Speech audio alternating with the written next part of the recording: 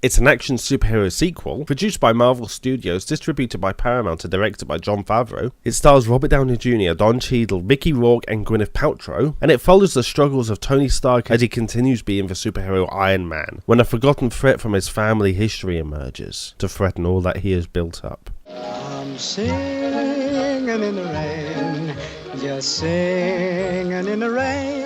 Tony Stark is again played to perfection by Robert Downey Jr. Mickey Rourke actually plays a pretty imposing villain. The story depicts a believable fallout situation from the end of the first film, and the movie begins to explore the larger world of the MCU.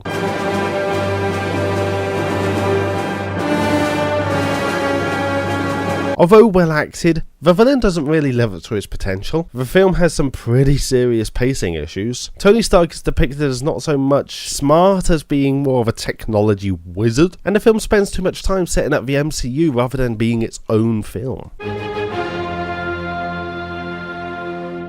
Iron Man 2 is probably one of the most divisive films in the MCU, not really managing to live up to its predecessor, but not being all that bad in itself. While it does address the events of the inevitable ramifications of the first film, it feels like it spends too much time bogged down in its own politics rather than telling a story. Added to this, the multitude of other plates the film is trying to spin, and it comes off as feeling just a bit cluttered. For sure there is a very good film in here, and maybe if it was re-edited with more focus on Tony Stark and the various issues facing him, the film would have been received better. Instead, it spends way too much time setting up the world of the MCU, at times leaving Iron Man feeling like a secondary character in his own film. Regardless of this, the movie manages to pull itself back together for an ending that, while similar in some ways to the first, including its problems, I actually like much more. Then there's that after credit scene, and boy, if this wasn't what a teaser should be, then I don't know what it is. Needless to say, I left the cinema pumped for the next MCU film.